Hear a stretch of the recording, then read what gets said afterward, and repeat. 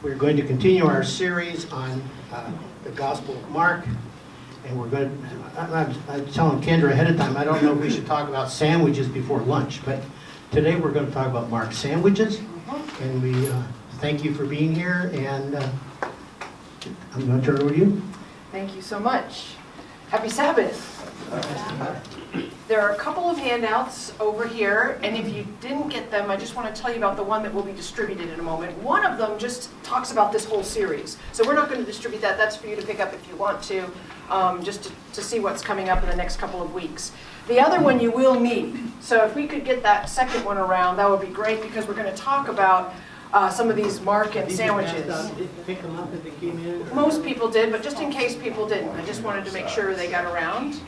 So we're going to talk about that in a moment, but I first want to set up the handout before we jump into the Gospel of Mark. I want to set it up a little bit and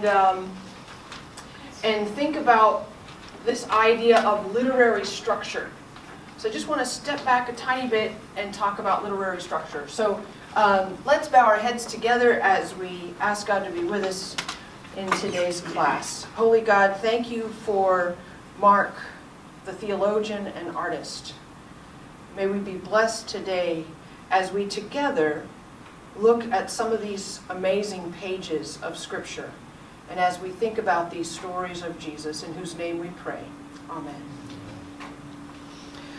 Last week, for those of us who were here, last week we worked primarily with the world behind the text, and we were thinking of what is that backdrop in which Mark was writing, and with his pastoral heart, as he cared about the people that he was interacting with. What was the backdrop?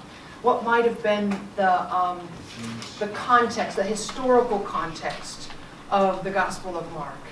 Today we shift to the world within the text, so that we're looking at what is the artistry of the work. Now, if one's view of Mark is that he one day, maybe he was a fisherman or an illiterate merchant of some sort, or whatever how he kept his family fed, and he one day just kind of went into a trance and started writing. And there's sort of a pipeline down to Mark from God. If that's our view of him, then this class would not make any sense. Because today's class is a focus on Mark as someone God used who was an artist as well as a theologian, who loved words and stories and storytelling. That's the assumption of a literary perspective approach to a work of Scripture.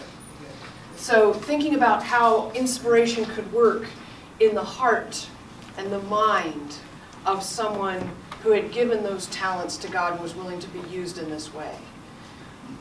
How can we explore the literary structure of this gospel? That's sort of what we're going to be thinking about for the next few minutes.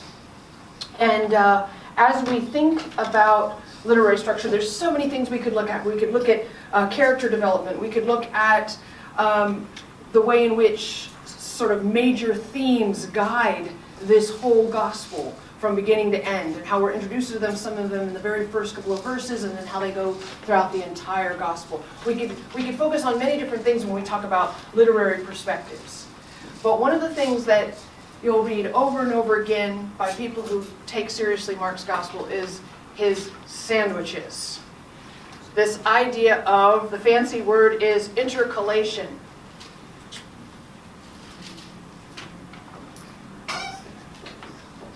Intercalation, or these sandwiches. This idea that Mark tells us a story, embeds another story, and then comes back to the first one.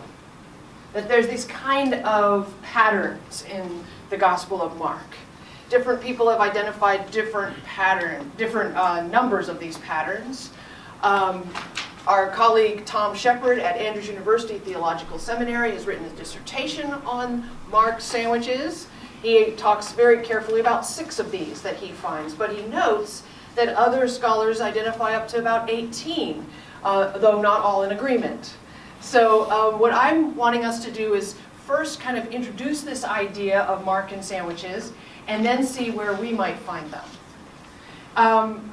Probably the most famous one you have in your handout the story where Jesus interacts with Jairus' daughter as he's, with Jairus, and he says, please go you heal my daughter. And as he's on his way to Jairus' house, he's interrupted on his way by a woman who's been hemorrhaging for 12 years. She's had some sort of a discharge, making her unclean for 12 years. And there's that interaction with Jesus and this woman. And then, after her miraculous healing, Jesus continues on to Jairus' home. Even though he's told, oh, it's too late now. She's already passed. No, I'm headed to your home. And raises this little girl from death. And this sort of looking at these stories together, that they're purposely shared together, starting, then interjecting another story, and then coming back to the original story. And that there's something we have as readers to learn by this closely integrated story. So that's probably one of them that's the most famous. When people start talking about intercalation or Markan sandwiches and the literary structure of Mark's gospel, go to Jairus' story, his daughter's story, and this woman, this unnamed woman. Another very famous one is also on your handout. It's probably the one you read about second favorite, and that is when Jesus curses the fig tree, chapter 11, and then he goes and overturns the money changer's table in the temple, and then he's going back, and that fig tree has withered up. So you're introduced to the one story, you go to the other, and then you end up with a result of the cursing of the fig tree. And so you say, all right, there's something that we're supposed to get from seeing these two things together. Is the temple withering? Is Jesus cursing the temple? Is it a fig tree that's not bearing fruit? And you begin to think about all these possibilities by connecting the two stories. Instead of saying the one story in its completion and then going into the next story, you're asked to think about the stories together. And that Mark's doing this purposefully. And that there's something we're supposed to get from this. And this is what, people who notice this structure are intrigued with the why. Why this structure? Why would he do it this way? It seems so purposeful. What is he doing? What's Mark doing? What does he want us to get? Now we know from reading other sections of Mark's gospel, he loves sets of three. He's going to 3 times predict his own suffering and death on the cross. There's other sets of threes as you go through. There's Peter's denial 3 times. There's Jesus 3 times in the Garden of Gethsemane asking that the cup be removed. There's various sets of 3s, so it's just another variation of Mark's interest in 3s. Is that his favorite number? Is he wrestling with ideas of Trinity? I mean, what's going on? Why is he doing this? Why is he setting up the story in this way? Or is there something specific about sets of 3 that are intercalated like this? So this is just sort of the setup for it, and why? Why is it this way? There's been quite a bit of literature in the last decade or so on Mark's gospel that suggests that if you want to memorize something, we do so in 3s and 7s, which is interesting. But that also, in addition to memorizing, that hearing a story, that a piece of that story kind of connects us to the next story, helps us to remember both stories. And so, again, in a culture where they're not reading the Gospel of Mark, the vast majority of people aren't reading because they can't. The vast majority of people who first experienced the Gospel of Mark did so by hearing it shared out loud, with one person reading and everyone else listening. So, or one person remembering by reciting and everyone else listening. That maybe some of these sets of 3s are actually ways of helping the person reciting as well as the people listening to recall the stories and be able to share them with others. These are some of the things that people wonder about. So I want us to have conversation, of course, but I wanted to first see if you don't have one of the possible intercalated stories, and that's purposeful because I want you to hear it. And I want you to see if this is possibly a Markan sandwich. And by the way, the sandwich idea is just that there's a piece of bread, there's something in the middle, and there's another piece of bread. It's just that idea of A kind of format. So it's easier to say Markan sandwiches and teaching that than intercalation to first-year students, I guess. I don't know. Although mine can get intercalation pretty quickly. But anyway, the idea of Mark and sandwiches is just a visual to kind of make the same idea. So I want, there's no, in the list that Tom Shepard talks about in the back of his dissertation, he does not include this one. So I'm probably very much going out on a limb. But I just want you to see if you think perhaps this could be an example of at least a modified or a possible ABA. Just possible, okay? So you don't have this.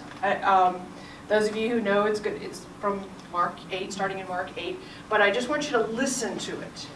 Imagine hearing these scenes back to back. Is it possible this is an ABA? Okay, they came to Bethsaida, and some people brought a blind man to Jesus and begged him to touch him.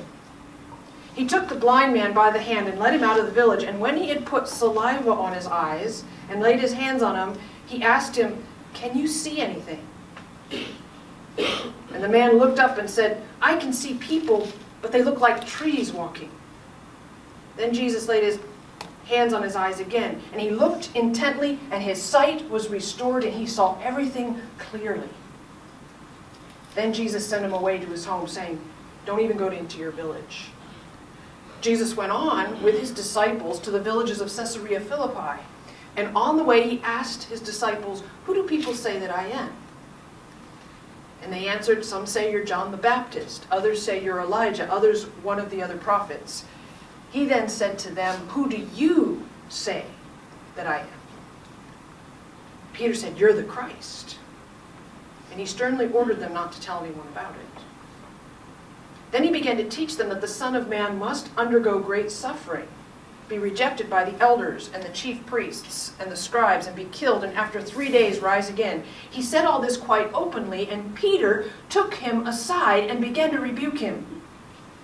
But turning and looking to his disciples, he rebuked Peter and said, "Get behind me, Satan. You're setting your mind not on divine things, but on human things." And he called the crowd with his disciples and said, "If any want to become my followers, let them deny themselves, take up their cross, and follow me. For those who want to save their life will lose it, and those who lose their life for my sake and for the sake of the gospel will save it.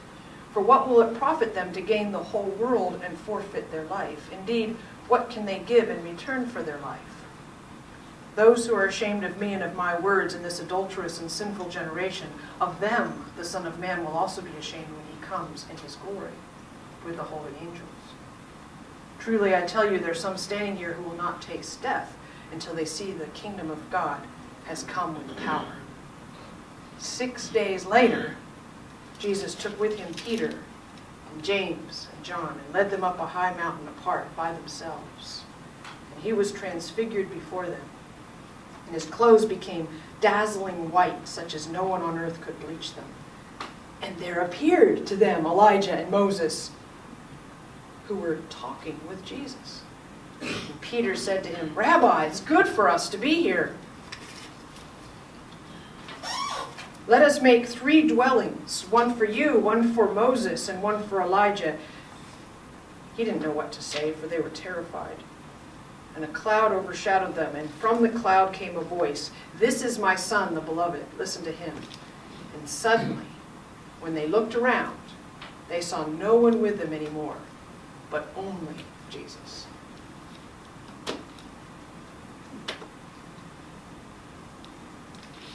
How did that hit your ears? Were there connections between those different scenes? In my mind, there's 3. I think that you could go to the literary clues and cues in the text. We have the story of the blind man. There's the interaction of Jesus with his disciples, especially Peter. And then there's the taking up onto the mountain 3 of those disciples and the Mount of Transfiguration scene. So I think there's cues and clues within the narrative that suggest 3 different scenes. Is there a relationship between those scenes? Is there a possible ABA? Or am I reading way too much? Am I taking the sandwiches too far? What are you thinking? Please, in the back. So are you thinking that the blind man healing might be a metaphor, perhaps, of the revealing of the identity of Jesus himself to the other I wonder. And I'm fascinated with the back-to-back story of that healing of that blind man. What makes that story so strange? Unlike any of the other healing miracles. Yes, it takes 2 times. What is going on here? Matthew, Luke, and John will not include this story. I wonder if it's partly because it's so bizarre, right? But I'm so grateful Mark has that story. As strange as it is, as disturbing as it might be to some of us.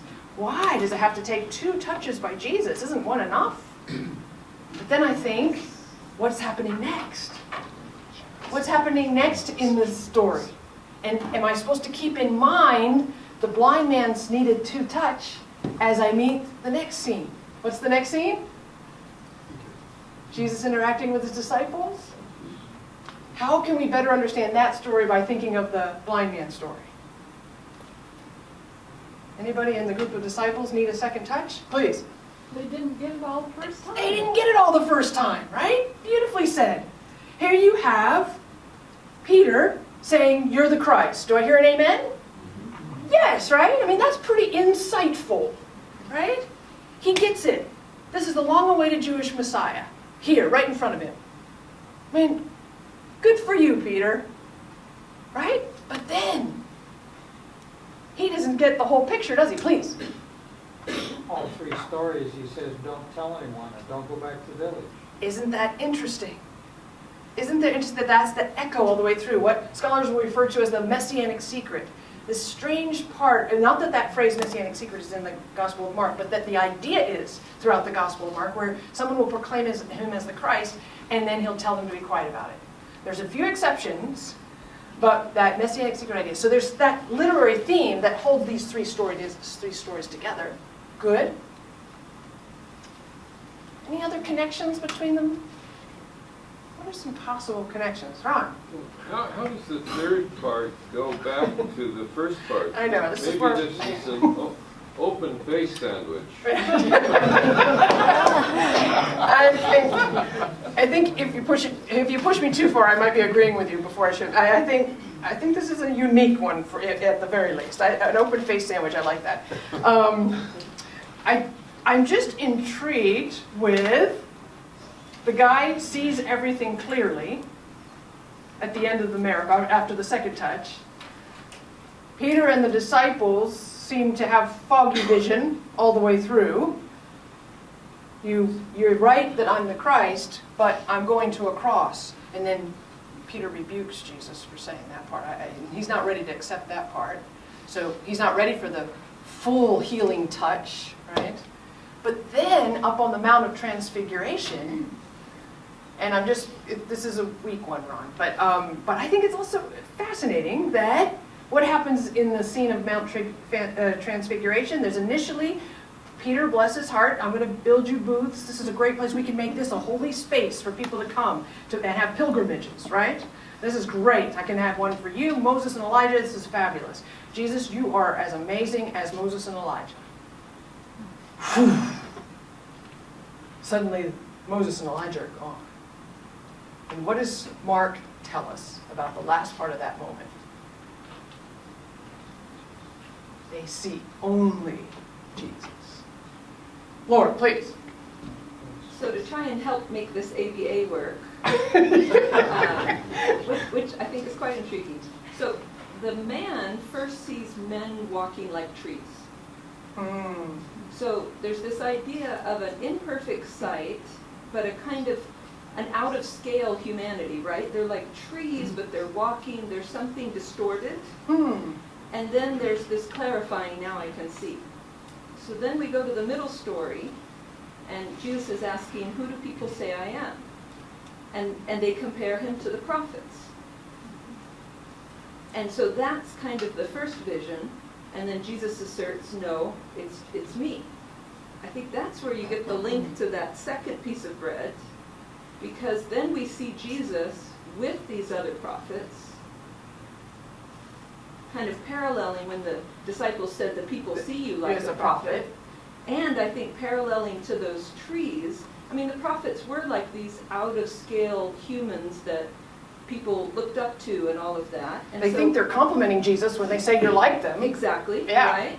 But then that third story ends with, no, the clarity is, it's just me, and I'm different from them, and I'm the Savior.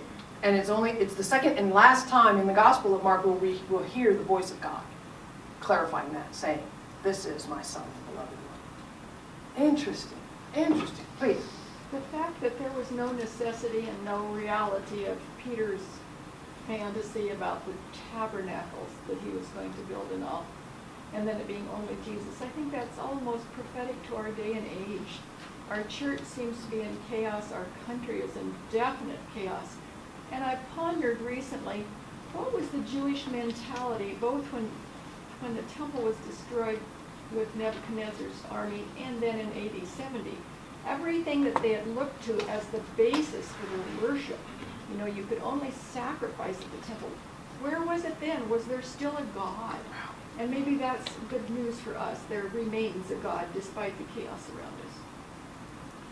How do you feel if we skip the next one I was going to go to and go to the one that has just been mentioned? Is it okay if we do Mark out of order, or is that too disturbing when you're doing a literary focus? Because you've brought us, I think, directly to another possible Mark and sandwich that's addressing the very issues that you've raised. And I think, I never thought of it in terms of connecting to the Mount of Transfiguration that clearly, but because of your comments back to back, can we go there next? It's going a little bit out of order of the Gospel of Mark, but I think that it could be really fun to do it in light of your very thoughtful questions that you've asked. So here's another, what I say has a potential at least of being another example of intercalation. And I have it in the handout there, in the section, the last part of the handout, under chapter, where it says, the very last page. I didn't type out copy all of Mark 13, but you can see the two pericopes, the two scenes on either side of chapter 13. And let me just go through this before we read on either side. Let me remind you that chapter 13 is all about the temple in Jerusalem. Exactly your comment, exactly what you're asking about the believers in the first century. And what do they do without a temple? So in Mark chapter 13 is where Jesus and several of the disciples are coming out of the treasury, and they say, "Oh, look at these beautiful stones, look at these beautiful buildings." And Jesus says, "Not one's going to be left on the other." And they're like, "What? Tell us, when is this going to be?" And he begins to talk about, and some of this we looked at together last week, he starts talking about the time when children are going to betray their fathers, and parents are going to betray their children. It's going to be a terrible time when you're dragged before the synagogues and speaking on my name, and you're going to experience persecution. That scene, all of chapter 13. And then it's followed on the other side by another story. Now let's just read those two stories on either side, the bookend stories, if you will. You see that on the handout? Jesus sat down opposite the treasury, and he watched the crowd putting money into the treasury, and many rich people put in large sums. A poor widow came and put in 2 small copper coins, which are worth a penny. Then he called his disciples and said to them, "Truly I tell you, this poor widow has put in more than all those who are contributing to the treasury. For all of them have contributed out of their abundance, but she out of her poverty has put in everything she had, all she had to live." And then chapter 13, and then see if this works as another bookend. Mark 14, the first section, 1 through 2, and then I realized I put on the board 3 through 9 because I was getting right to the story of this woman. But it was 2 days before the Passover, the festival of unleavened bread. The chief priests and the scribes were looking for a way to arrest Jesus by stealth and kill him, for they said, "Not during the festival, or there may be a riot among the people." Verse 3, while Jesus was at Bethany, in the house of Simon the leper, as he sat at the table, a woman came with an alabaster jar of very costly ointment of nard. And she broke open the jar and poured the ointment on his head. But some were there who said to one another in anger, "Why was the ointment wasted in this way? For this ointment could have been sold for more than 300 denarii and the money given to the poor." And they scolded her. But Jesus said, let her alone. Why do you trouble her? She has performed a good service for me. For you always have the poor with you, and you can show kindness to them whenever you wish, but you will not always have me. She has done what she could. She has anointed my body beforehand for its burial. Truly I tell you, wherever the good news is proclaimed in the whole world, what she has done will be told in remembrance of her. AA? Possible? What do you think? What are some things that could link these two? Possible links between these two? Really obvious one? Please. Both stories, both women, the stories will be told wherever the gospel is told. Okay, including this one? For sure here, but how is this one? Well, it's part of the story. It's part of the gospel. And so Oh, okay, the fact that it's part of Mark. the fact that it's part of Mark, the story will be told just like the woman in the other story will be told. Okay, thank you. All right, other connections between these two stories? The money, the value of the money is very different, but in both cases, the woman, I don't know, gives all or does all. Okay. I don't know how to say. No, I think express you're... it, but there's something about one woman has a costly gift and one woman has a very inexpensive gift, but they both gave their all. This one, it actually tells us she gave her all, right? In this one, how do we know she gave her all? What would be the context in which you would have some ointment like this, a very costly perfume? Please. She's exposing her whole life. She's what? She's exposing her whole life and how she earned that money too, isn't she? Okay. Here's where I think you're going one direction, where I think that if we were placing it in the first century context, I'm not sure it would be... If you're going the direction that she's a high-class prostitute, that doesn't exist in the first century. So we have to be cautious with that, I think. Sometimes to make her that way if it's not true. If it's true to the story, we need to do it. But I'm not sure that we could go there. An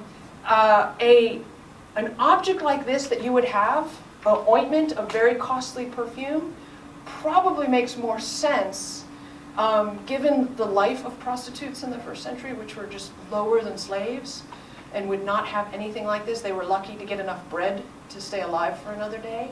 So to have something like this was probably her dowry. It makes the most sense for this to be the dowry that she had, and therefore it is all that she has. This is her one little bit of sort of security and insurance if she gets kicked out of her home by her husband. All right? So most likely, again, against the backdrop of the first century, it would make more sense that this is her dowry. So in this sense, I think Ron's right. She's giving up that bit of insurance. And she's doing it in this lavish way, experiencing and spending it all at once. So yeah, thank you very much. Again, just thinking through in the context of the first century world. Please, sir. I just see a slight paradox here. I think those are good to point out too. Thank you. What do you see?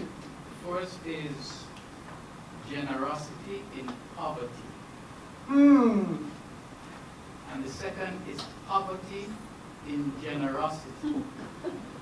That is to say, the reaction of, is it Simon or the crowd there about this amount of, this precious ointment should be given to the poor. That's a poverty of spirit. The other one is the woman, of course, who had very little and gave everything. So I see a sort of Very contrast. thoughtful. Very thoughtful. And how do we know that that both are a good thing? How do we know that both are a good thing? What's another?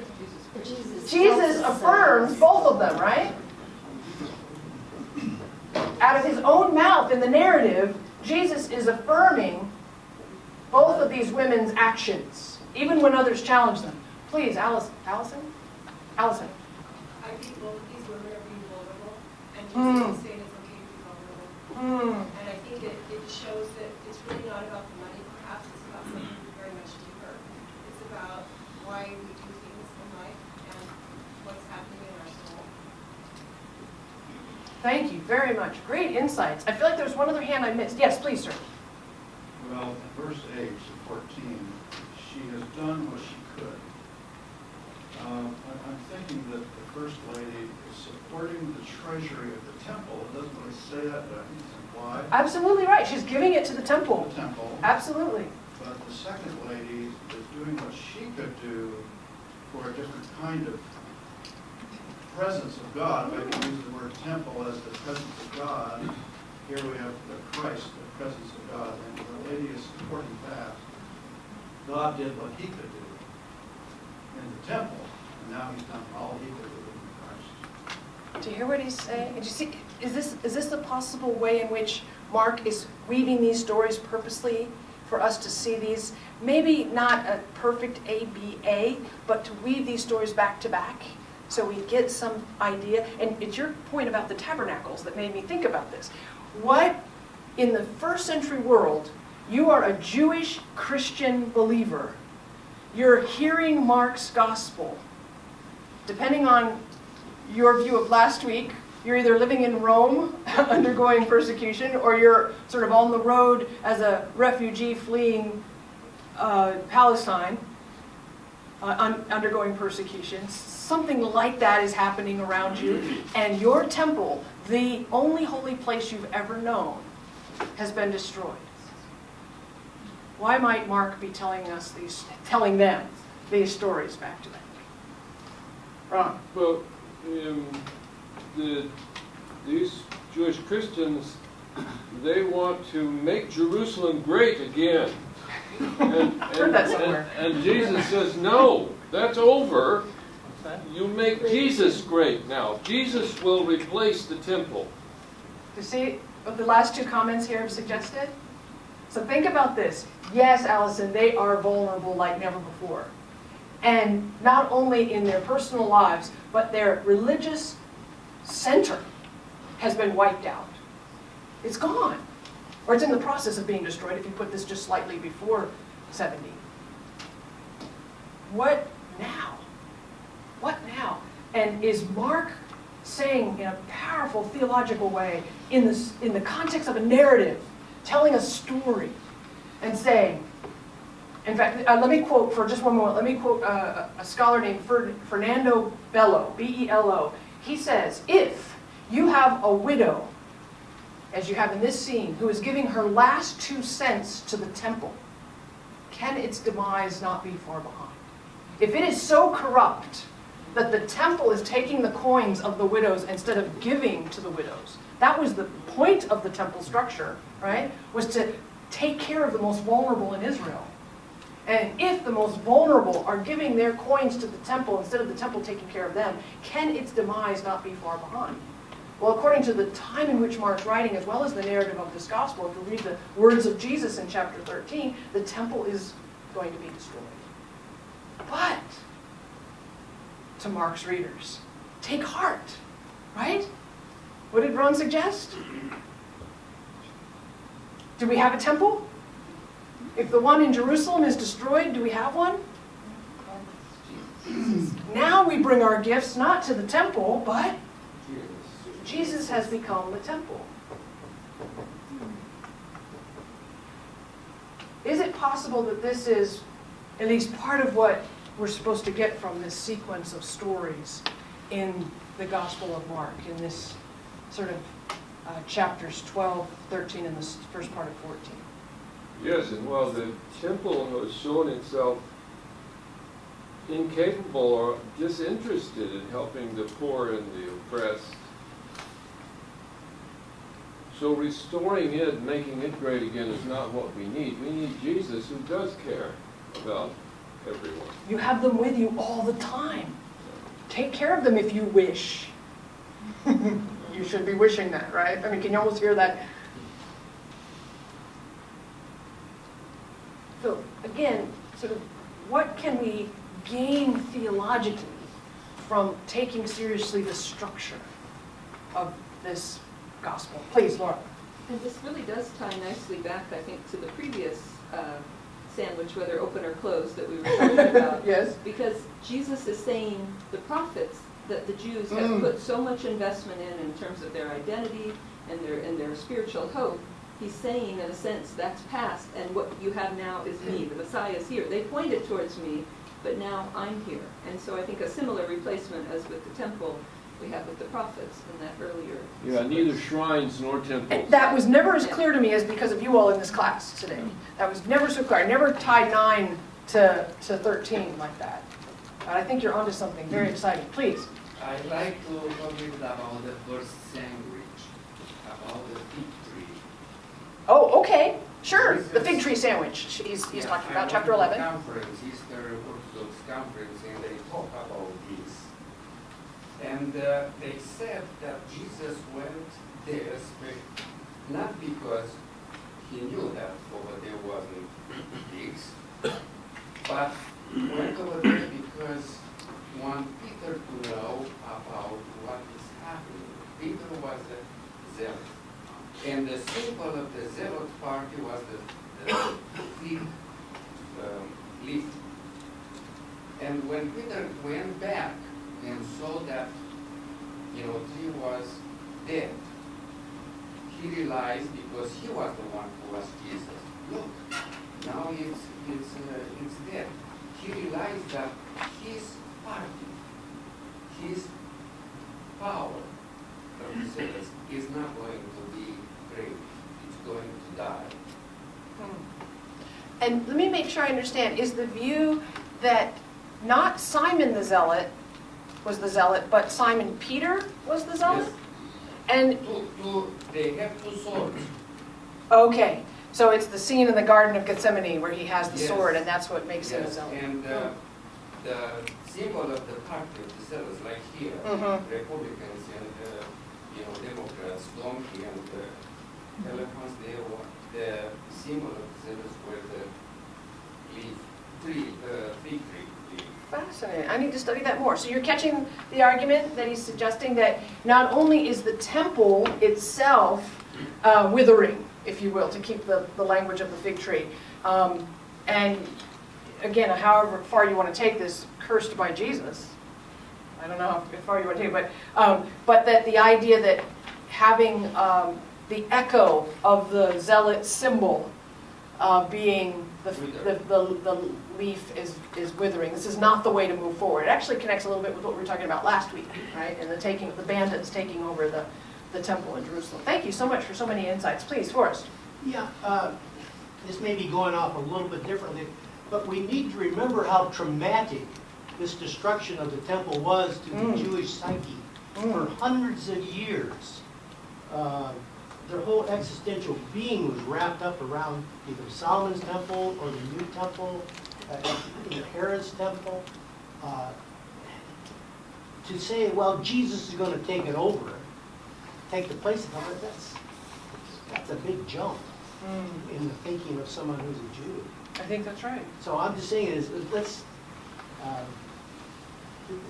whoever wrote Mark here is really dealing with a real traumatic issue, which is going on in Jewish thinking, or probably even in Gentile thinking at the time. I think it's healthy for us to be reminded of that. It's easy to put those words up on the board and just say, yeah, Jesus replaces the temple. But to think about that, I appreciate you reminding us what a shift in one's head that would have to take. Much of what we have in the Hebrew Bible that was written, that we call the Old Testament, much of it is coming out of the destruction of the first temple, right? And the second, and the idea of the destruction of the temple at the time of King Nebuchadnezzar. When you think about how much of the literature that comes out is Jews wrestling with that event, that's God's place. God is above all the other gods. How is it possible that that place has been destroyed? And so much of the Old Testament is looking back at that event and saying, how could this have happened? As people wrestle theologically with that reality. Are Christians post-70 or around 70 who are also Jewish in their faith, are they doing the same thing now? Are they starting that process at least and saying, we believe Jesus was coming back soon, and now our temple has been destroyed again in human history? We were supposed to be reunited with our risen Lord by now. And it's now been 40 years since the crucifixion, and we're having to go through another war? And we're having to witness this? Not to mention losing loved ones and family members and all the horrors of war. So having to work this out theologically, is it the case that Mark is sort of the beginning stages of that? Where Mark is saying, I think that Jesus has replaced the temple, and kind of showing it to us in the narrative, not necessarily spelling it out like Paul would in a theological treatise. Is he showing it to his community? Just a question. You wanted to follow up, and then Peter? About the temple, I think certainly God's overall thing is to reveal himself from Adam to, the last of the epistles. But how much did God try to tell the Israelites in Old Testament times, I dwell in the high and holy place, but also in him that is a contrite spirit? And that certainly is through Jesus. But maybe it was a misreading of God's attempts to do illustrations that made them think that the temple was everything. Certainly it was an avenue. It was an object lesson to the point that God dwells with man and God prefers to be in man, in fact, in the temple of our own hearts. You're reminding me of John's gospel, fast forward in time, right? I'm going to go over here, almost out the door, right? But you have in the Gospel of John, Jesus interacting with the woman at the well. And she says, should we meet on Mount Gerizim or Mount Zion? Where's the right place to meet? And he says, it's not about place, it's about meeting in spirit and truth. Right? So I think Mark might be sort of pointing the way. We're not yet to your comments, I don't think. Theologically, I don't think we're at your comments in the Gospel of Mark, but we're pointing the way. He's pointing the way. Thank you so much. Peter. The parallel between the temple and Jesus is a very interesting one. We know from the history of the Jews that the temple was playing a very important role. It was not only the center of the religious worship, but it was also a center of administrative center, it was a legislative center going around the temple. Social life, yes, social life, civic life, religious life, everything. We can see the importance they were attributing to the temple after the Babylonian captivity when they returned. In the minor prophets, there are this rebuke that they were taking care of, after they returned, they were taking care of their own homes instead of taking care of the temple. They should rebuild the temple. And also the opposite now, when Jesus on one occasion is telling them here, it's one greater than the temple. Then that he is teaching them to switch their focus from the temple to the person of Jesus that is greater than the temple. And they should focus on him, all their hopes. And the importance that they're attributing to the temple, it's even now seen because the Jews, the official state of Israel that doesn't recognize Jesus as Messiah, they are still talking about rebuilding the temple. So there would be different answers if you don't believe Jesus was the Messiah, right? But Mark is a believer. Mark believes that Jesus is the Messiah and that he can be the hope even with a destroyed temple. Oh, thank you so much, Peter. Is it John? One time Jesus said, my house will be called a house of prayer. And that's in the Gospel of Mark, right? And how come he wanted to destroy his house? See, I think he was against what happened in the temple, not about the function of the temple. And again, wouldn't that come through both in your reference to the parable of the withered fig tree and what was going on in the courtyard of the temple, as well as the scene? Yeah. Oh, thank you so much. Do we have time for one more? One more possible sandwich? Since you guys keep threatening me that I'm not really giving you good sandwiches. Just one for fun. Again, this is not one of those that is a go-to passage all the time because it's not as clean, maybe, as some of the others, but I just wonder if we're supposed to take these stories together.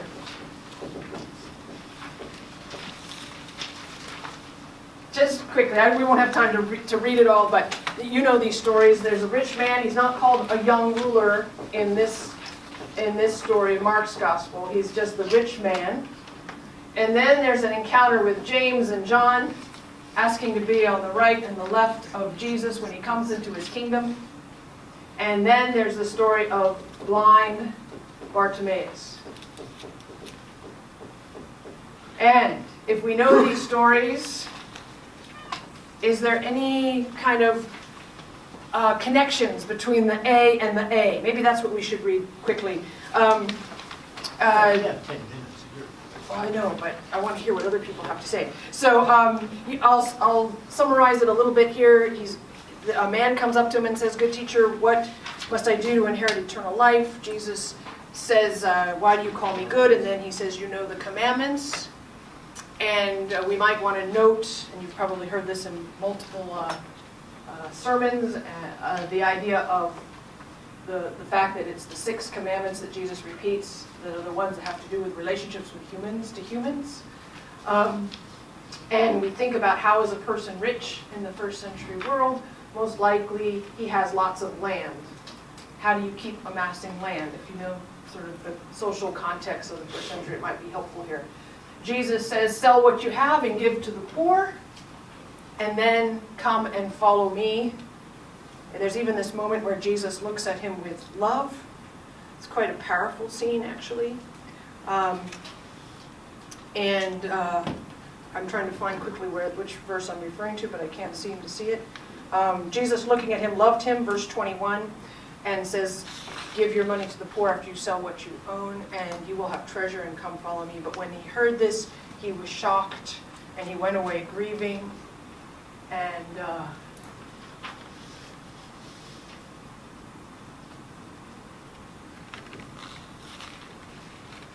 asked to give what he had, but he says no. It's one of those few times in the gospel where we have the story of someone who says no to the invitation to follow Jesus and heads his own way.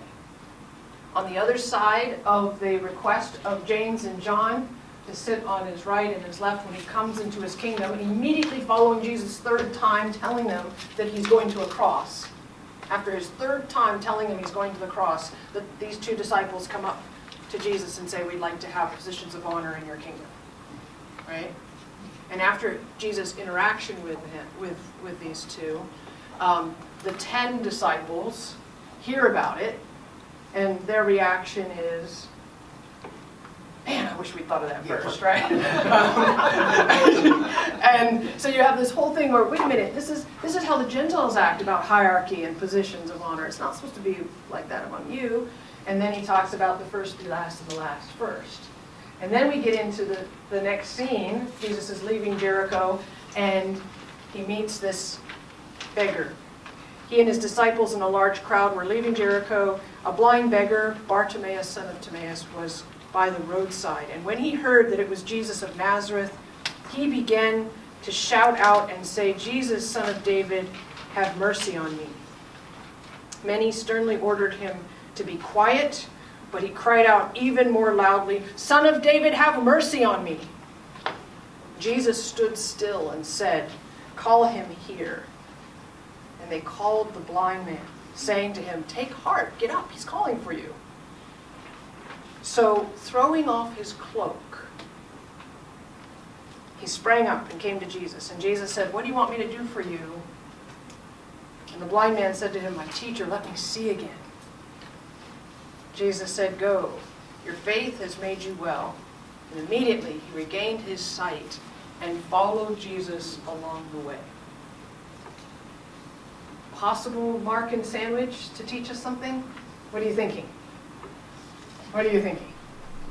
Please.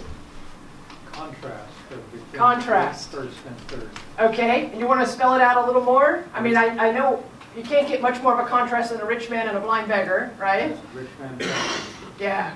and it flies in the face of the common thinking that riches were piety or closer to God. And being a beggar is somehow a curse, right? So it turns that upside down. Yeah, beautifully said. Thank you. Other observations, please. The rich man goes away, the blind man follows him. Right? Good. We should put that up here. And he follows Jesus along the way. It's very interesting. We have that phrase, which will become so critical in the earliest Christian story, that people of the way.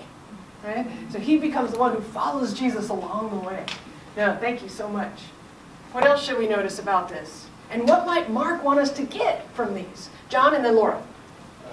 The rich man had a nice opportunity to be a disciple of Jesus. He called him and followed him. Jesus didn't call so many people to follow him, just 11. And see, that makes me wonder if we're supposed to get something for that middle part too. And he missed that and didn't want. It's good, John. And throw away everything, what was valuable. The blind man, he threw away his thought with, I believe, was the dirty things what was on that part, because over there was all kinds of things, the food, the taco, everything was over there. I mean, you're saying it in a humorous way, but it's absolutely true. If you're a blind beggar, what is your cloak? It is your pillow. It is your blanket. It is your tent, i.e. house. It is your bag for anything else you have, right? Your cloak really is everything. And he threw that. He throws it down. And he went to Jesus. And that means the earthly life. Yeah. He threw away and he went to see Jesus and he gave him life. Yeah. Thank you so much. Laura. Yeah, actually the cloak was what I was thinking of as well. To add to that, he throws it away before Jesus even asks him to. Whereas Jesus asks him Yeah, to that's fill the land, and he good. does. I hadn't thought of that one, yeah. So even that faith, I mean, in a sense, that was his gesture of faith. I'm getting rid of this one thing I have that protects me to go to Jesus. And he's still blind at that point, too. Right, exactly, yeah. No, thank you. Please. Did you have you want to? Are you sure? Love your comments. Please, Peter. And Forrest, is that a hand? 2 minutes. Oh, you're giving me the 2-minute warning. Well, I'm not going to look at you again. Okay. Please, Peter. To me, the rich man came to Jesus as an affirmation of more as his holiness. To have Jesus confirming that what he did was right and he is holy, he doesn't need anything else. Because he was very, very disappointed when Jesus told him that he still needs something more for the kingdom of God to inherit. But the blind came as a penitent to Jesus. He recognized that he's imperfect, he needs help. It reminds me of one of my teachers once who said that when you encounter Jesus, he comforts the afflicted and afflicts the comfortable. That idea of making you feel uncomfortable if you're so satisfied you don't feel a need. Did you also notice that at the end of this story, the one with the rich man, Jesus is saying that the first will be last and the last will be first. And then what do James and John want to be? First. Right? So not getting it. And so I just wonder, I mean, we know the story, so we know the rest of Christian history, but what will they choose? Is it kind of left open, right? Ended. What will James and John, will they get it? And what will they choose ultimately? And will they be like Bartimaeus, or will they walk away like the rich man? It's sort of, at this stage in the narrative, it's left open. And if we're, as readers, identifying with those disciples, the question becomes a question for us as readers. To me, that's part of the power of it. And in the first two stories, we have spiritual blindness, and again, Jesus is always overcoming blindness and giving sight, true sight to the man of the faith. It really is a theme in Mark. Yeah, thank you, Ron. Patty, last word. Well, the rich man sees and turns away. The blind man Can't see. and follows. Thank you. And this is something to notice, and we'll pick up that kind of idea of who is it that gets Jesus? Who is open to Jesus? We'll pick that up next week as well. Thank you so much for these insights and ideas. Thank you, Kendra. And next week we're talking about crumbs. So after the sandwich, maybe. At least these sandwiches are not bologna sandwiches. We know that. Absolutely not. We appreciate Wham, all that. the way. That comes from Wogs. I know that. But then again, don't forget the things that David attaches to the class material. You will be quizzed on this next week. So anyway, at this time, we'll do our benediction. But remember Hedrick here, if you want to talk to Hedrick about helping out the island of Dominica, just raise your hand again there so they know you are, and talk to him. So, okay. The Lord bless you and keep you. The Lord make his face to shine upon you and be gracious to you. The Lord lift up his countenance upon you and give you peace. Amen.